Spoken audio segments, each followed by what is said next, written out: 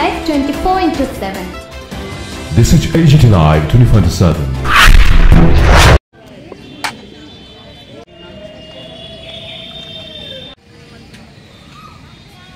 মূলত আজকে পুরাণে উল্লেখিত আছে আজকের দিনটিতে ভগীরথ মর্তে গঙ্গা এনেছিল এবং আজকে অক্ষয় তৃতীয়া, শুভ অক্ষয় তৃতীয়া।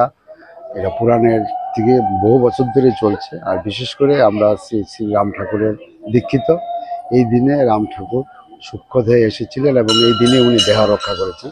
সেই জন্য অত্যন্ত শুভ দিন বলে আমরা এই দিনেই প্রতি বছর লক্ষ্মীনারায়ণ বাড়িতে এসে হালখাতা করি।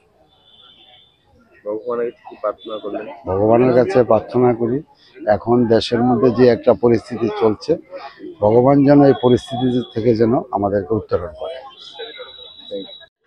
বিশেষত্ব হচ্ছে কি আপনার এই অক্ষয় তৃতীয়ার দিন গঙ্গা, শিব এসব পূজা টুজা হয়, হ্যাঁ, লক্ষ্মী পুজোটা হয়।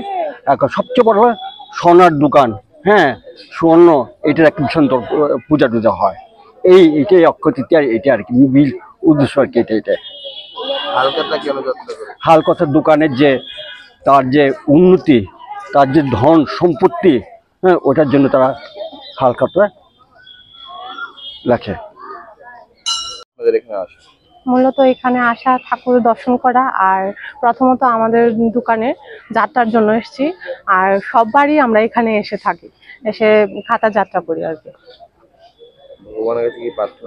ভগবানের কাছে এটাই প্রার্থনা যেন সবাই ভালো থাকে, সবাই এখানে খাতা যাত্রার জন্য আসে, সবাই বিজনেসের ভালো কামনা করে এখানে আসে। খাতাটাও এই কারণেই সবাই যাত্রা করে যে সবার জন্য বিজনেস ভালোভাবে চলে, ওই জন্যই সবাই আশা। আর আমি মনে করবো আগামী দিনে সবাই আরো আসো, আরো নতুন নতুন ব্যবসায় সবাই জড়িত হোক, সবার ব্যবসা যেন ভালো থাকে, পরিস্থিতি যেন ভালো থাকে, এটাই কাম্য।